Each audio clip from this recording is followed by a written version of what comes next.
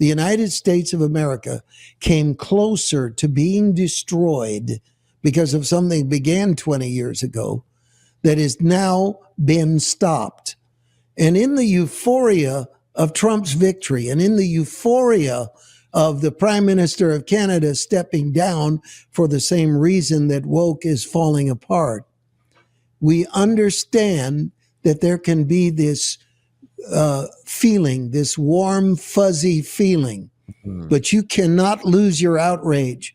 You cannot lose. And today, if you didn't understand how clearly the evil that was done to this nation, done to your children, done to your future and this great nation, then we're not ready to utilize the next 4 years, because we cannot let this virus reappear. We can't let this evil reanimate itself. We can't forget what's really happened and why it's wrong. And it starts with the hoax of January 6th, because it was a lie. The insurrection charge was a lie. Liz Cheney's actions, which you'll see, were absolutely obscene. What happened with Biden using the FBI and the Department of Justice and lawfare against Trump, it's not over. The recent actions of Donald Trump, this last moment, the Democrats and Biden especially remind me of that verse in Luke 9 when a demon started screaming louder than ever because it knew it was about to be cast out.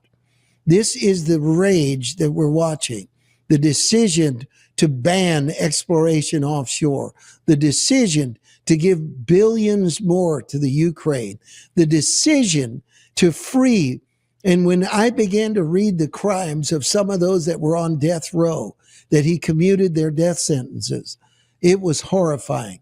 And I thought to myself, this is not being done in the name of justice or love or truth or even any kind of progressive agenda. This is just a further hatred of Donald Trump. You know, I read an article by our buddy that does late night. I don't know why his name is escaped. Greg Gutfield. He wrote an article about the media, how they tried to destroy. Their hatred for Trump was so great that they were willing to destroy the nation in order to get at him. And literally, the article's amazing. I should comment on it more, but we will. I think for now, let's begin with the first outrage. January 6th was not an insurrection. What was an insurrection? The riots in Minneapolis, Portland, the riots in Seattle. When the Black Lives Matter movement and the other rioters involved, Antifa and others, what they did cost more lives, more money, and more laws were broken than a grandmother that wandered into the Capitol building. And for us to watch the last hurrah, that Liz Cheney was given an honorable medal from the President of the United States, and we're going to talk about it. We're going to look at the FBI, and we're going to end up with some answers. But I think the first thing we ought to do is run the first video. Before we run it, this is hilarious. It's not. It is. Sometimes there's a video that's just funny and hilarious because it's almost like God is making a statement. This reporter was about to give the hoax again in a report a year later, and then this happened. I love it. Let's run it right now. All right, you ready? Yep, when you're ready. Okay. Since the January 6th attack on the US Capitol, when supporters of Donald Trump stormed this building, trying to prevent the election victory of Joe Biden from being certified. On the anniversary.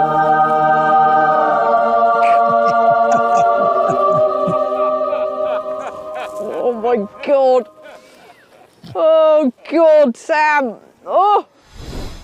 She said God twice. She knew. You know, I think it's hilarious that she was going to give the nation a snow job. And that's what it was going to be, was she was going to tell that same thing, that this riot was to prevent the election of Joe Biden. And what a eloquent rebuttal. What did you think of it, my friend? I thought it was hilarious. God's definitely got a sense of humor. But, the thing about it, at first I thought it was AI or something, Mario. I was like, that can't be. But it actually is a real video.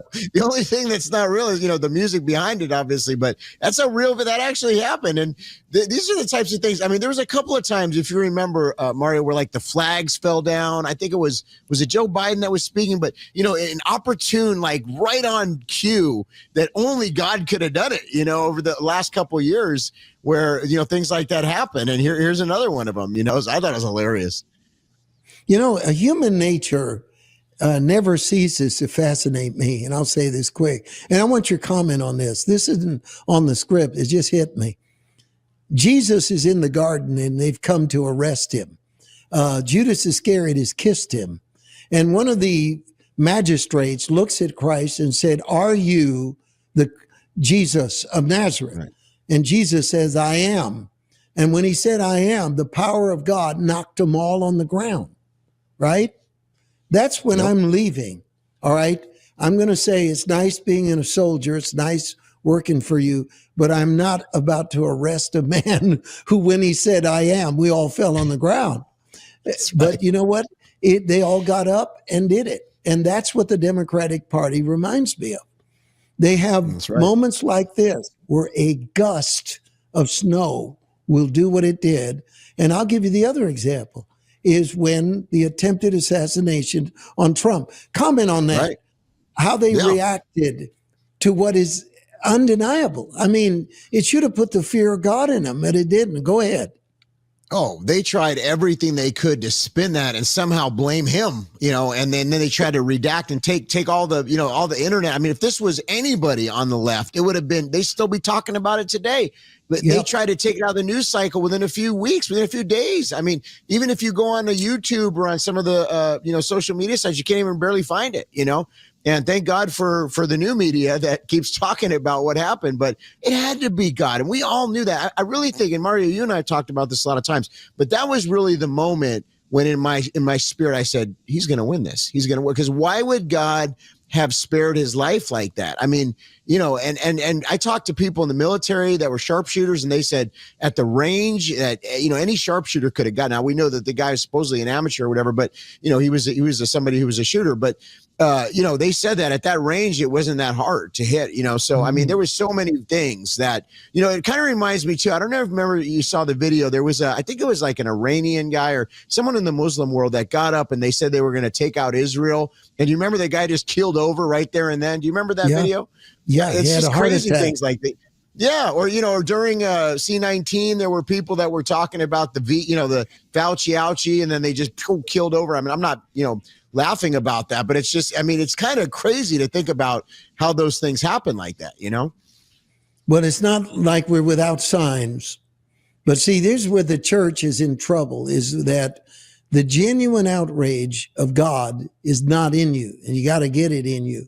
Now, we're not going to hate people. We're not supposed to. And the weapons of our warfare are not carnal. Right. I get it. We don't wrestle against flesh and blood. But if you, as a believer, a parent, could look at your child and discover all the things that have been going on for 20 years, mingling with George W. Bush and with Obama and the Cheneys and all the warmongering. And I believe Obama's existential hatred for the way of life in America, that all of this power and abuse, so it's suddenly leveled on Trump in such insane levels. So how insane do you think they got with Donald Trump, with lawfare and everything else? What's your opinion of that, Todd? We've never seen anything like TDS. We've never seen anything like this level of derangement, and it's shown us a lot. It's actually really worked against them. If you think about it, Mario, the mainstream corporate media is in the tank. They're hemorrhaging jobs. A lot of these companies are going out of business. I think they're, highly subsidized because most of them wouldn't even still be in business. They're part of the Operation Mockingbird Church Commission type of media, and that media is dead. It is not dying. It is dead. the new media. In fact, just want to mention our last show, All Glory to God, got like 200,000 views. I mean, it's crazy. And that's just the ones that we can account for, because folks are looking for real information, real conversations. We saw during this presidential cycle that President Trump really understood this. He went on Joe Rogan. He went on Tucker Carlson. He went on the new media. He went on the ones that the corporate media had rejected. And there's been a changing of the guard. And this isn't good. You can't put this genie back in the bottle. This is a done deal at this point. So everything is changing. But to your point, I consider righteous anger. It's like we can't, it's like with Israel, if they were to play nice with terrorists, they were just going to continue to, attack them. So it's like there has to be a point where you look at it and you say, we can't play nice here, because we already know these people want our kids. They want to take away our religious liberty and freedom. They want to take away all of our rights. They basically want to make the nation a communist, a new form of communism, which is really not new at all, and just, kind of packaged differently. So it came to a point, and this is where we're still at, where the Christian had to take a stand, and we had to take a righteous stand. And now it's a moment where it's like, okay, are we going to just forget about it? President Trump comes in. What happened to all these people that committed these crimes? I mean, look at the Biden family. Look what they did with Ukraine. Look what's happened. We could just go on and on and on. Obama, Hillary Clinton. We're going to talk about Liz Cheney in a minute here. I mean, this guy gave George Soros an award. I feel like that award is like not worth anything anymore. And that's a very, high level award. I mean, one of the most, amazing awards you could get as an American citizen. I don't know. Do you want to be on the same, plane as George Soros at this point? I mean, does Trump need to come out with a whole new award now? Because I feel like that award is tarnished, and then I don't know. What do you think about that, Mario? Here's the general speaking to the army, and he'll say this again and again and again. And it's happened throughout history. Remember what your enemy has done to you. Remember what he's done to your children. Remember what he's done to your freedom. Why? Why is that important? Because we are not finished, folks. This is not the final victory for the American way of life. This is just the beginning. Donald Trump entering the White House is step one in a long, protracted cultural war. And the body of Christ has got to have the stomach for war and the fire in its belly to finish it. And the only way they're going to keep that fire going is by understanding what monsters these people really are. Did I say that right, Todd? Did I say that right? They are monsters. You're spot on, and I think everybody's agreeing with you. And they're demonized. Let's just be real. They're demonized, and they're how more blunt can we be? Look at everything they've tried to do. I mean, you can go down the list, whether it's try to go to war, world war. They want us in a world war where we use nuclear weapons. Does anybody want that? Is anybody watching this that wants that? I mean, why would you not want to de-escalate? Why would you not want American interests to be the top of the priority as the leader of the free world to make sure that there's that balance of power on the world stage where freedom is, who would take over the vacuum if America's off the scene? It's communist China, and that's basically where these enemies of the state, these people that have been masquerading as American politicians, but they hate us. They hate what we stand for. They hate our Constitution. So, I mean, we just need to call a spade a spade. That's exactly right. And, here's the thing. And my wife said this, and she was so spot on. She said, here's the thing is that, because I see Zuckerberg, he's kind of playing nice now and he's not going to censor. And well, that's great. I mean, I hope that's the case. But, she said, I hope that President Trump doesn't forget what these people have done. Because she says, think about it. If another liberal gets in there, he's just going to go back and be worse. And it's like, how do we trust these people that all of a sudden they want to come and meet with, Bill Gates wants to meet with Donald Trump. I don't trust that. This is the guy that's been basically trying to depopulate. I better be careful here. But bottom line is, okay, we still got to be careful on these social media sites to speak the truth. There's something wrong about that. Okay. There's something wrong about that. Yeah. Okay, and why is it important that we uncover this? Mario, are you just spiking the ball unnecessarily? No, I'm not. What we're doing here is trying to give you a proper perspective on the resolve that must remain in our spirit about never allowing this thing to come to power ever again in America. Now that Trump is won, we need to expand in the midterm elections how many we have in the Senate, how many we have in the House of Representatives. It's insidious the way these people work. And you have to understand, too, You can't get wispy and say, oh, let's capitulate to these monsters. Let's capitulate. Let's act friendly and nice and work on some reconciliation. There is no biblical reconciliation for someone who is working ferocious evil against you. There's nothing in the Bible that tells you to sit and be a welcome mat to gratuitous evil in your life. Yes, we turn the other cheek, but we don't allow our children to be killed. Now, we're going to show you a video that says something very horrifying about the FBI. And the director of the FBI, Ray, is going to be interviewed by a congressional leader, Troy Nehls.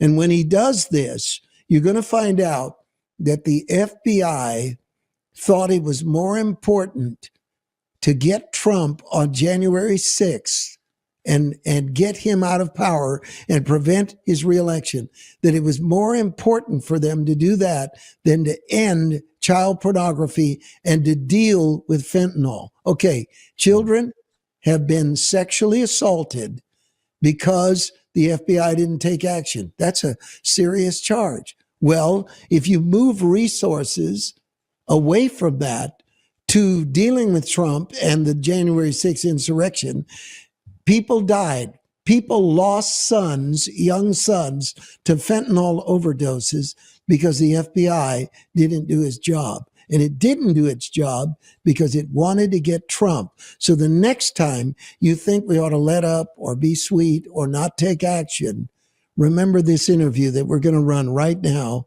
with Troy Nehls interviewing the FBI director. Listen to it. Sir, you mentioned 38,000 agents and support personnel in your agency. How many FBI agents and support personnel have you assigned to the January 6th investigation? I don't know that I know the number. I know we have a lot of people working on it in multiple fields. Fair enough, lots. Yeah. Knowing that you are dealing with some of the sickest people in our society with investigations related to child sex trafficking, have you reassigned any of these agents or personnel to investigate January 6th? Yes or no? I don't believe we have reassigned people away from child exploitation to January 6th. Let me just say this, Director. I find that answer disturbing because last month, Steve Friend, he testified before the Weaponization Committee. Mr. Friend was a domestic terrorism investigator for you, and he was told by one of his superiors that January 6th was, I quote, a higher priority than pursuing child pornography cases, end quote. And for those of you watching in America, understand today's FBI is more concerned about searching for and arresting Grandma and Grandpa for entering the Capitol building that day than pursuing the sick individuals in our society who prey on our children. And Mr. Ray, your priorities are flawed. But let's rehash what we know so far, all right? It's the largest investigation in FBI history, and you don't mention it in your testimony. Agents have been reassigned from child exploitation cases and so on. So now let's get into the money, Mr. Ray. How much taxpayer money has been spent on January 6th? I don't know that I have the figure you don't have in my head, fine. but Mr. Ray, I got an article here, December 22, 2022, 2 years after the events of January 6th, and it says the Justice Department has requested another $34 million from Congress. And number one, you shouldn't get another dime. The FBI shouldn't get another dime for this political witch hunt against the greatest president in my lifetime, Donald J. Trump. Go ahead, Todd. What's your reaction to that video? Well, first of all, to redirect the money, the resources, the agents that should be going after the exploitation of kids, child sex trafficking is absolutely the most disgusting thing. I can't even start. Oh, I have a daughter. Let me just tell you. Oh, my goodness. So that's number one. Number two, they dropped the ball. If you think about it, we're just on the heels of two, at least lone wolf, possibly not lone wolf terror attacks here in America. And the FBI, I mean, think about all the people that have come over the southern border in the last 4 years, unvetted military-age men. If the FBI wanted to be busy, they could be more busy than ever right now. But instead, they're focused on Trump supporters on January 6th who peacefully walked inside. And by the way, we're going to show you in just a few minutes how they were actually guided in there by possible informants. And we've known this for years. And it's still not the official story, even though it's true. There's been some people like Tucker Carlson and others that have done some excellent reporting on it. But Mario, let's get back to the kids. The fact that what that man just said, Mr. Nels, absolute, hands down, spot on. Okay. You redirected the most important resources against the children and the child sex trafficking to go after Trump supporters. That should be criminal. Okay, so let's have a moment where we look the Democratic Party in the eye, these operatives. Let's talk about Biden, Obama, Kamala Harris. Let's talk about the leader of the FBI, the Department of Justice, the district attorney of New York City, the attorney general of New York, Fani Willis in Georgia. Okay, I'm going to look you in the eye and say, you know you're lying. You know that you have no case against this man. And the judge in the case in New York, where he's going to sentence Trump on the 10th. And you look him in the eye and you say, you have no case, you have no validity. We've got a nation that's being invaded. How deeply do you hate Trump that you are willing to take leave of every last decent form of truth and legality in the United States in order to get a man? You hate him that bad, Obama. You hate him that bad that you're willing to sacrifice the civilization, the freedoms, the children that have died, the 300,000 from other countries that are abiding in the United States that we don't even know where they are. We have no idea the horror being done to those children. But that's worth it to get Trump. It's worth it to lie. It's worth it to do all that in order to get Trump. That, to me, is the question of the hour. And that's what you can't forget to tell yourself when you pray for America, when you pray about the future, and you ask, why are we being so adamant against the Democratic Party? Why are you still harping on this? Because this monster is still at work. And the wispy, lighthearted kind of, the halting between two opinions of Christians is going to render us vulnerable to a return of this monstrosity. If we don't understand the depth of it, we're not going to stop it in the future. Go ahead, Todd. That's right. And you have an instinct, Mario. You've been in ministry for 50 years. Because I get this question too. People say, well, why are you talking about Trump? Why don't you talk about this? Why don't you talk about that? From a high level, and you're so spot on, and I'm so glad that you lead this way because I really appreciate it, and you've taught me in this area as well.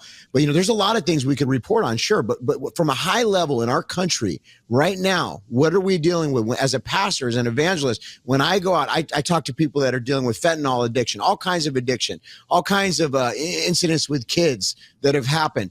That's why we're covering this, because all these things, and I can just go down a litany of things, they all go back to policy, local level, state level, federal level, laws, curriculums, things that we've allowed as a nation. It all goes back to this, Mario. So if we don't cut the head of the snake off, and we've been given an opportune moment right now, but again, see, the big picture here is that the church has a tendency to go back to sleep, to go back, okay, Trump's in, the battle's fought. No, I mean, we have fought some of the battle, but this is only the initial stages. There's still a lot of this cancer throughout our country. I mean, they just put in how many judges? Several hundred judges, activist judges all around the country. There's so many things that we're still going to deal with. And so we have to go out there and go out, cast out, and drive out as the body of Christ. And that's why we have to be focused like a laser beam on these things, because they're all going to affect the rest of our lives and our children and our grandchildren. And it has to be dealt with. It has to be dealt with. This is, we cannot confuse an opportunity with victory. Those are two different words. The word victory is not the same as opportunity. And the word opportunity is not the same as victory. What we have in this presidency is an opportunity to end an evil. But if we undermine that evil, if we undermine it, then we are by being soft and being afraid to face it. I'll tell you the number one problem we're facing in the church. It's horrifying for a Christian to realize the FBI became a criminal agency. It's hard. It's hard to embrace that. If you've grown up in the United States, you go, the FBI became a criminal agency? Yes, it did. And it not only became a criminal agency, it behaved in a manner that is equal to the Mexican cartels, the Colombian cartels, and China, and Russia. There is no difference in the level of depravity. It's the same level. Go ahead, Todd. It's not the rank and file guys. They're for the most part patriots. It's the people that have been put in from this administration at the top levels. And it's all this DEI and this demonic agenda that's been pushed through, and so it's got to stop. And I'm glad to see that there is momentum now where a lot of the DEI, the companies are turning around. We're seeing this, but it needs to happen a lot more. And we, the body of Christ, we need to pray it out. We need to push it out. We need to be vocal. That same action that we took before the election, we need to be taking now, and maybe even greater. I know that, not a lot of people saying that, but maybe even greater, because now that we have, momentum and the wind is at our back, but, we can't, it's just, I think the biggest problem that we could have right now is if we go back to, okay, let's just have normal church. Let's just have, on every level, we got to be taking territory, Mario, and that includes at the governmental level. And I know there's a lot of people that say stay out of politics, but this is this isn't even politics. It's a spiritual battle at the highest of levels. It affects all of us and all of our lives, and everything is at stake, and it still is. And to show you this, I'm going to look the audience right in the eye. How can you say that the FBI did evil? How can you say that there's proof that their actions on January 6th were targeting innocent Americans and arresting and imprisoning them without cause, holding them without cause for years? How can you say that's true and prove it? Well, let's look at the next video right now. And then I wonder who is going to be able to say that this doesn't establish it. Because look at what happens now when the congressman asked the director of the FBI the next question. Let's run that video right now. I want to turn my attention now to this fella, this character, Mr. Ray Epps. We've all heard of him. We've heard of Mr. Ray Epps. He was number 16 on your FBI most wanted list. He was encouraging people the night prior and the day of to go into the Capitol. And Mr. Ray Epps can be seen at the first breach of Capitol grounds at approximately 12:50 p.m. Play the clip, please. We need to go into the Capitol. Into the Capitol. Into the Capitol. What? We are going to the Capitol, where our problems are. It's that direction. Please spread the word. All right, noted. Okay, but one more thing. Yeah, so can we go up there? No? When we go in, are we going to get arrested if we go up there? Yeah. You don't need to get shot. Arrest us.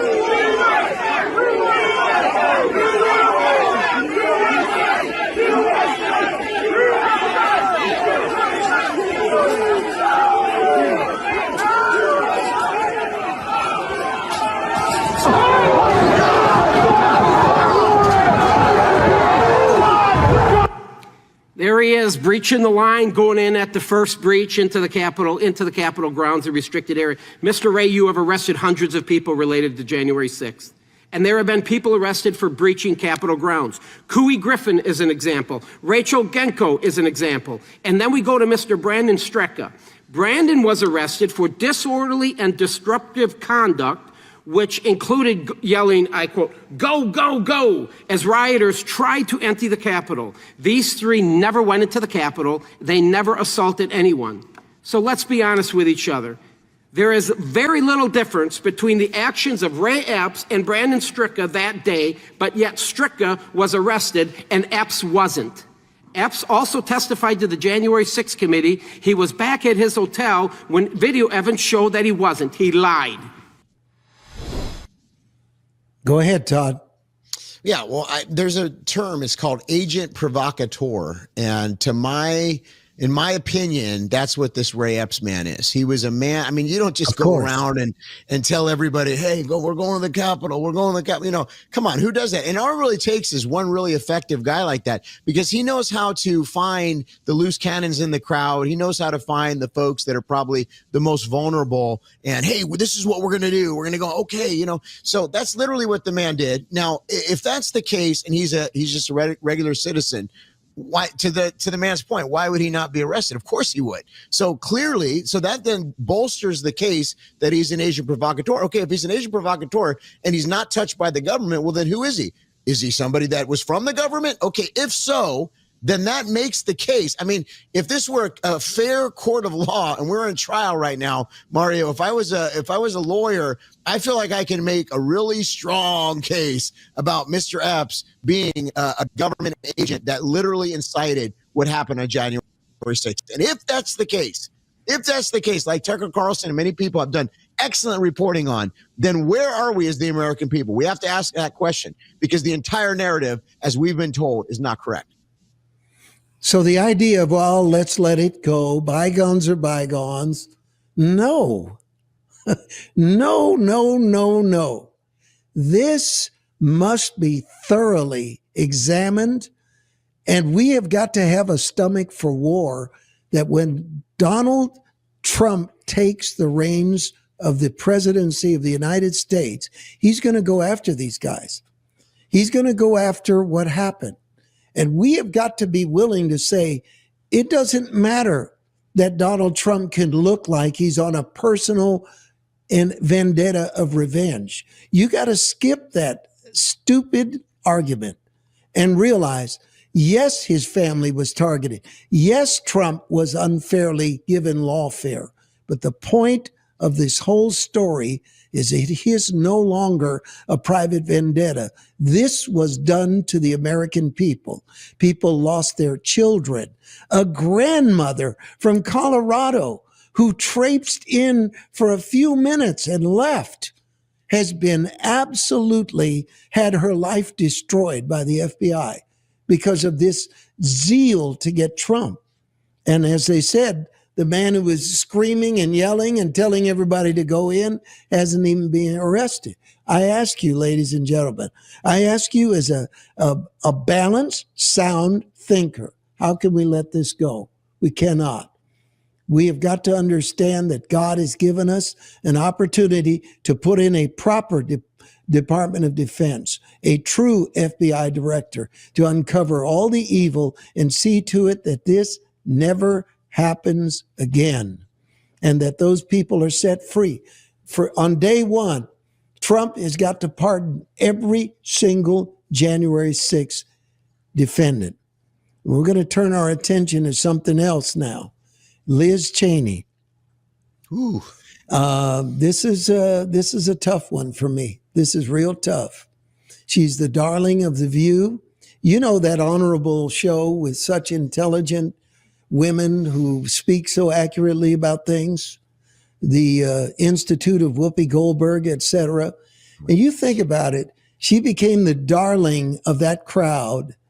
And she's even been given an award. And yet there are 10 lies that she told about the January 6th investigation. And we're gonna deal with some of them. I hope we get to all of them, because she called it an insurrection, and that was a lie, and several things that were done. And yet she was honored.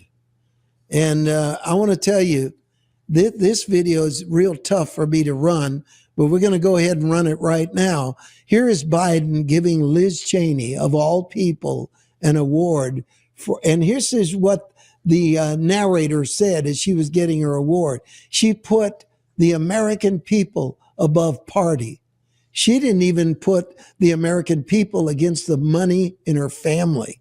She didn't put America over anything. She made America the lowest possible rug on the ladder. Why? Once again, her hatred of Donald Trump, which was so all-consuming that she was willing to lie and cheat and do everything in her power to abuse a committee of government in order to lay a false accusation on a man. This is not about Donald Trump, ladies and gentlemen. This is about what she did to the American people. But brace yourself. You might need some Pepto-Bismol handy right now as they did this obscene thing. Let's roll the video right now. Elizabeth L. Cheney for putting the American people over party. Yeah, there she goes. The Deep State Award.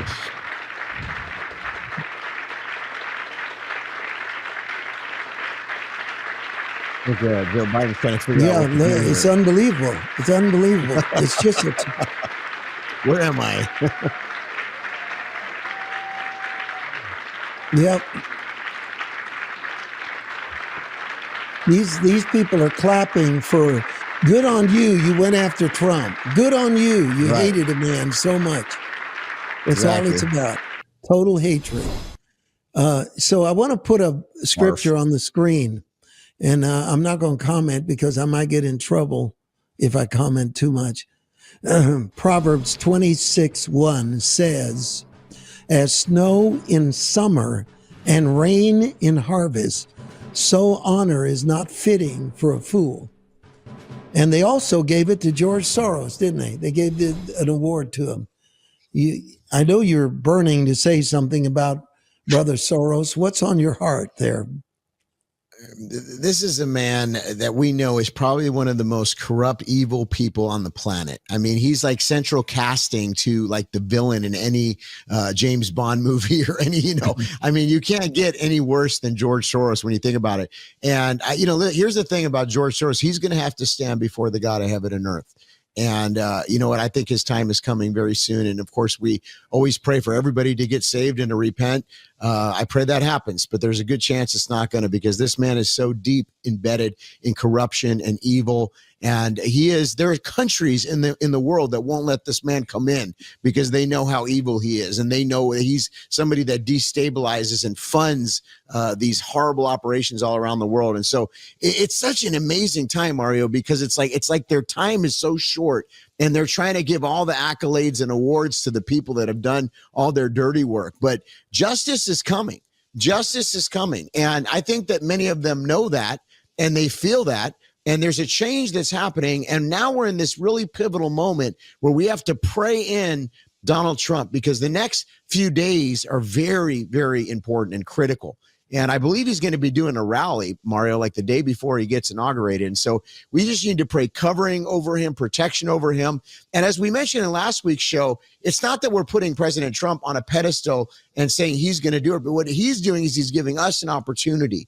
But that's really, I feel like this is the next stage to last week's broadcast. If you didn't watch last week's broadcast, I would encourage you to watch it because it's a very important show. But to your point, Mario, is now we got to do the work. It's time to get our hands to the plow, and roll up our sleeves.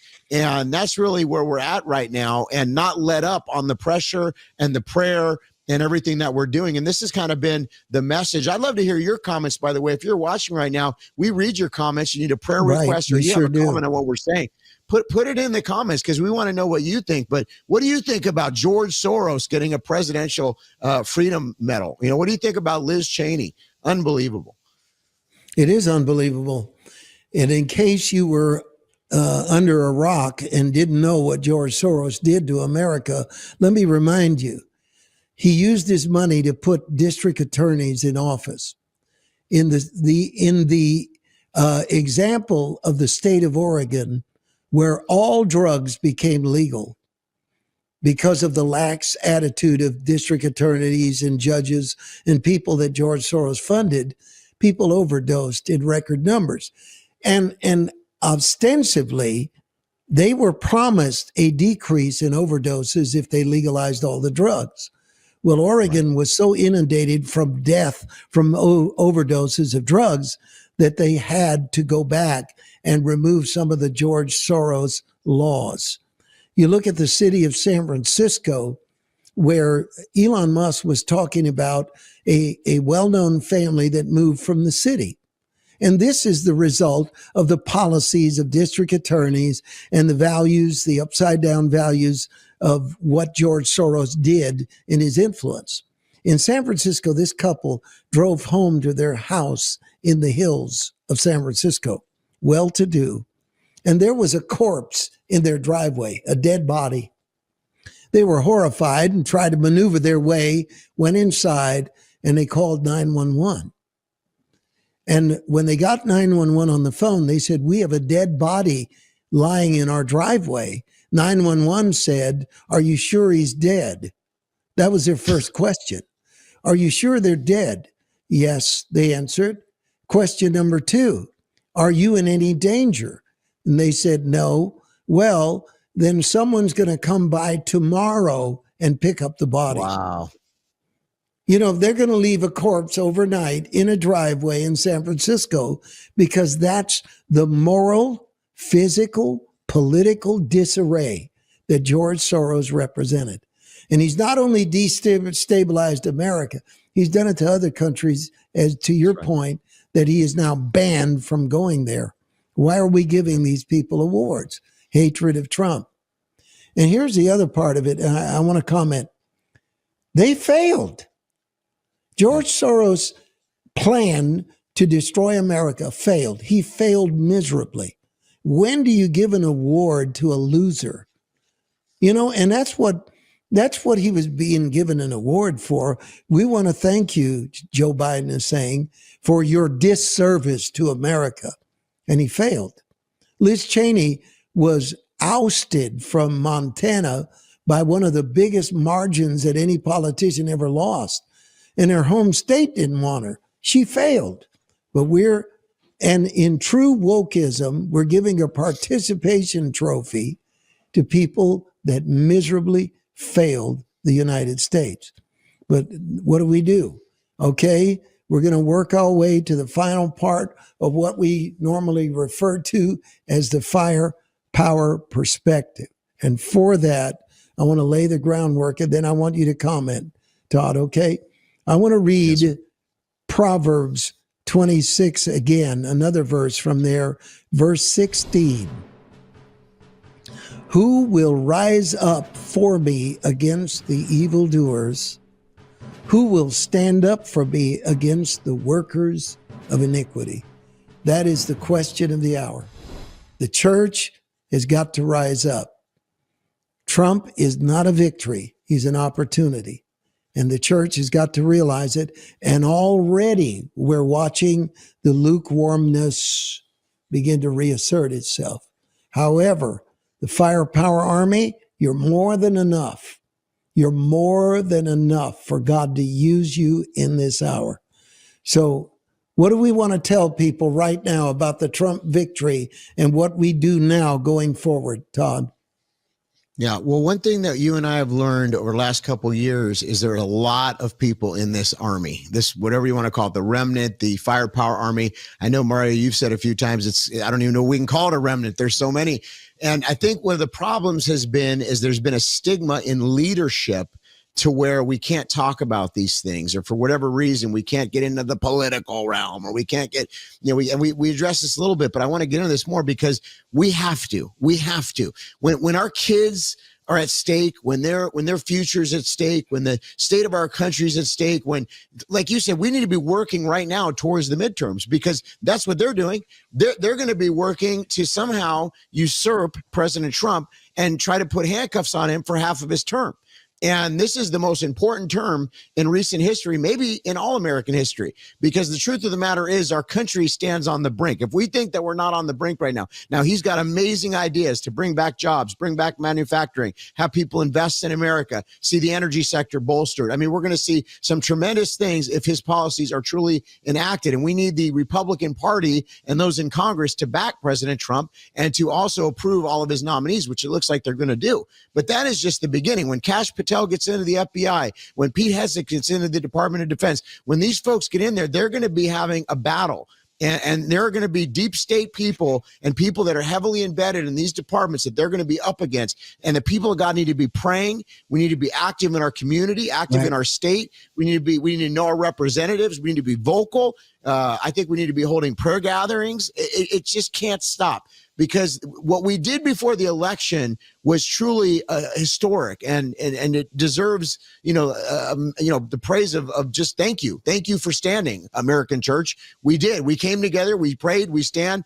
But now we need to keep that going. We can't let up. And I think a lot of people are distracted, Mario. And I think we have to make sure not to get distracted on what the enemy wants us to be focused on. We got to make sure that we are in the spirit, we're in our word, and we're in prayer, and then we're people of action. I believe that's what we need to be.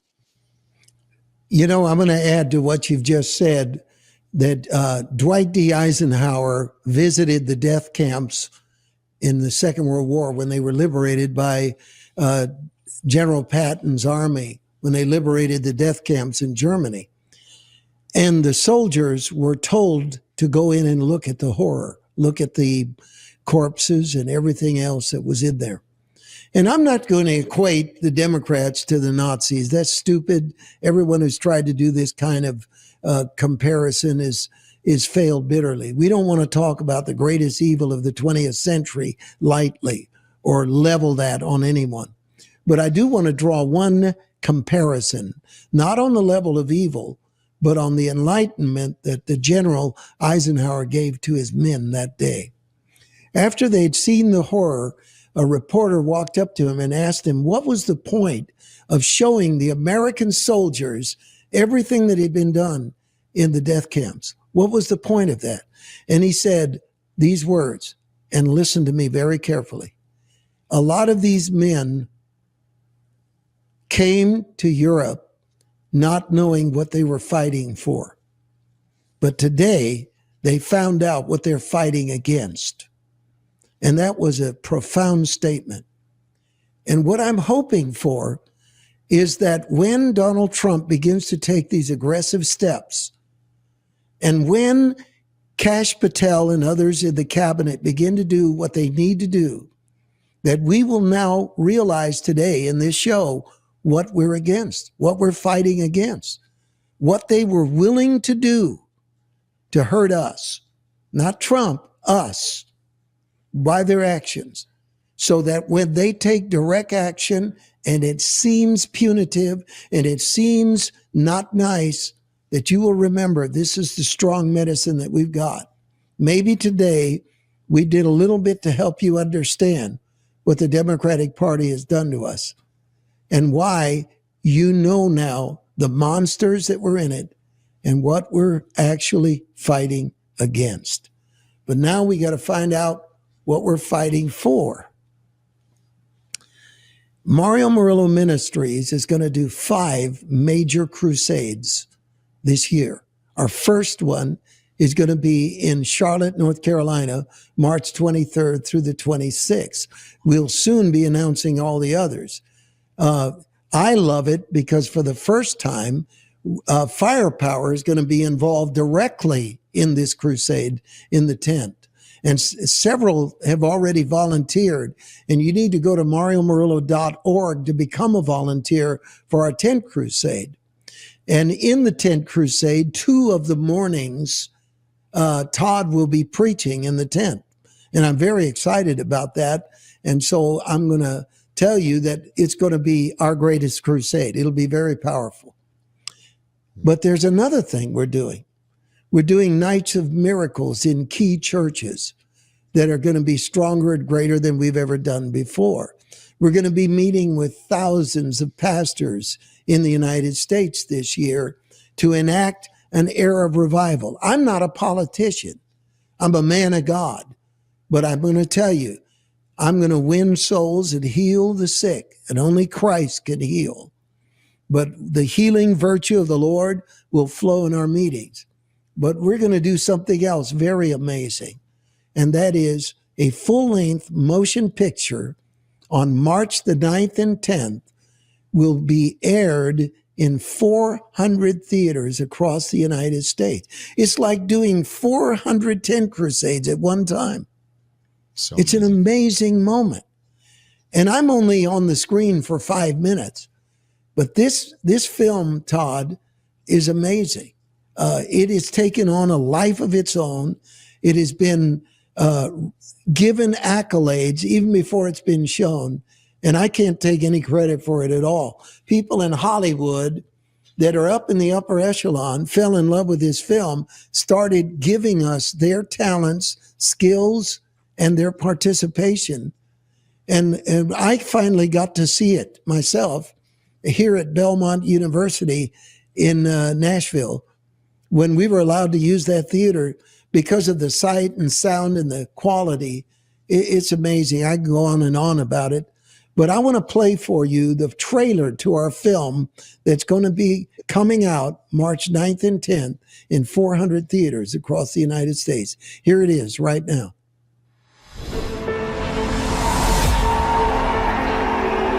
Colorado Springs, are you ready? The promise that this tent holds is that the presence of God is there. I didn't want anything to do with God. I looked at the tent and went, no, this is not for me. You could be broken on the outside. You can be broken on the inside. I was considering assisted suicide. It was black, truly. Miracles are like magnets. It draws people in because they say, if that happened to them, maybe it will happen to me too. I had doubts when I would be in the worst pain. And I remember saying, Lord, I believe, but help me with my unbelief. This thing that's been growing inside of you is dying by the power of God right now. One characteristic of what we call revival is that it's not the end. It's just the beginning.